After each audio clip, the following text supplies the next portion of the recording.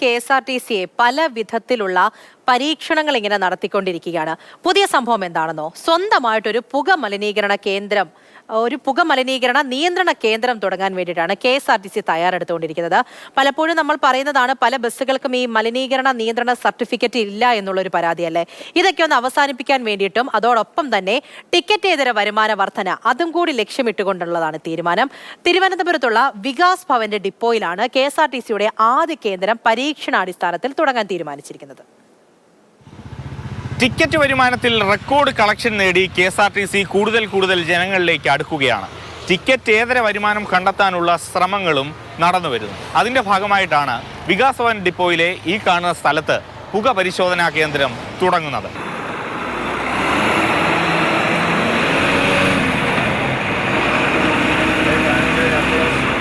ഡിപ്പോയ്ക്കും KSRTCയുടെ petrol പമ്പിനും ഇടയ്ക്കുള്ള ഈ സ്ഥലത്താണ് പുക പരിശോധനാ കേന്ദ്രം വരുന്നത്.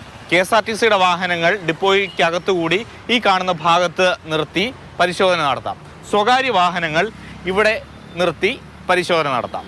അതാണ് ക്രമീകരണം. ഓരോ വർഷവും 10 ലക്ഷത്തോളം രൂപയാണ് KSRTC ബസ്സുകളുടെ പുക പരിശോധനയ്ക്ക് വേണ്ടി ചെലവഴിക്കുന്നത്. പണം അത്രയും കിട്ടുന്നത് സ്വകാര്യ ഏജൻസികൾക്ക്. എന്നാൽ പുക മലിനീകരണ നിയന്ത്രണ കേന്ദ്രം തുടങ്ങുന്നതോടെ പണം KSRTCയുടെ പോക്കറ്റിലിരിക്കും. 5 ലക്ഷം രൂപയാണ് മെഷീന്റെ ചെലവ്. ഒരു വർഷം കൊണ്ട് തന്നെ മുടക്കുമുതൽ തിരിച്ചുപിടിക്കാം. 2400ഓളം വാഹനങ്ങൾ ഒരു ദിവസം നമ്മളിവിടെ ഈ പമ്പ് യൂസ് ചെയ്യുന്നുണ്ട്. അത് KSRTCയോടുള്ള ഒരു വിശ്വാസമാണ്. ആ വിശ്വാസം തന്നെയാണ് പോലീസ് കൊണ്ട് വരുമ്പോഴും നമ്മൾ കറക്റ്റായിട്ട് അക്യുറേറ്റുള്ള കണക്ക് കൊടുക്കുമെന്നും കറക്റ്റായിട്ട് വിശ്വാസത്തെ നേടാൻ കഴിയുമെന്നുള്ള പ്രതീക്ഷയാണ് പൊതുവെ ജനങ്ങളുള്ളത്. സംസ്ഥാനത്തുടനീളം ഓടുന്ന ദീർഘദൂര ബസ്സുകൾ മിക്കതും തിരുവനന്തപുരത്ത് എത്തുന്നുണ്ട്. അതിനാൽ പുക മലിനീകരണ സർട്ടിഫിക്കറ്റ് എടുക്കാൻ പ്രത്യേക സർവീസ് വേണ്ട. ഓർഡിനറി ബസ്സുകൾ നിലവിലെ രീതിയിൽ അടുത്ത സ്വകാര്യ കേന്ദ്രങ്ങളിൽ തന്നെ പുക പരിശോധന നടത്തും. പുക പരിശോധനയ്ക്ക് വേണ്ടുന്ന അത്യാധുനിക മെഷീനുകൾ ഏതായാലും വന്നു കഴിഞ്ഞു.